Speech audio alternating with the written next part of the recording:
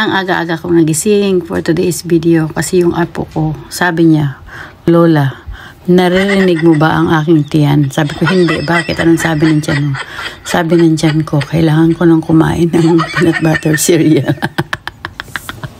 Tawa ako ng tawa. So, ang aga ko nagpe-prepare ng ng cereal niya. Ako naman, naisip ko naman na gumawa ako ng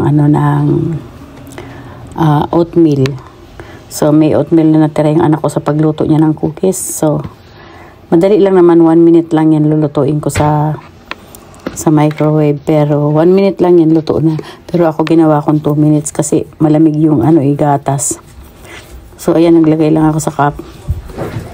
Yan ang inalmusal ko. Lalagay ko lang ngayon sa microwave. Ulit-ulit lang ulit ni Lola. Yan, di ba? Malamig ang gatas. So, ang gatas pampalakas. So, microwave lang for 1 minute. And then, na siya? Instant. Kaya, masarap din ang may microwave. Kaya lang, hindi magandang laging nagluluto sa microwave. Pero sila, kahit pasta, kahit cake, maluluto nila sa microwave. Oh, ang galing nila magluto lang ng mga scramble egg. Nasa cup lang, niluluto na nila yan sa microwave. Lahat-lahat naluluto, pati cookies, pati cake, lahat-lahat naluluto. So, ayan, tapos na. Maggawa naman ako ng kape. So, papunta na ako niyan sa kwarto.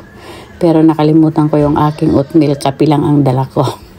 Kaya bumalik ang Lola. So, ayan. So, good morning sa lahat ng mga nanonood. Ayan. Madilim-dilim pa, pero mag-alas 7 na yan. So, si Mila nagising ng 6 o'clock. O, ayan, madilim pa sa sabi mag-i-snow. Hindi naman nag-snow. Yung snow niya may kasamang tubig, kaya nalusaw ang snow. So, ayan, medyo tanghali na nagising ako. Magluto ako ng pansit. Habang yung apo ko naman ay, yung manugang ko naglilinis, ako nagluluto ng pansit. Si Mila nagtitake ng video at pasayaw-sayaw lang dyan. Tingnan mo, kinukunan ako ng video. Yan. Nagluto ako dyan ng pansit kasi gusto ko kumain ng pansit. May pansit pa kaming kaunti.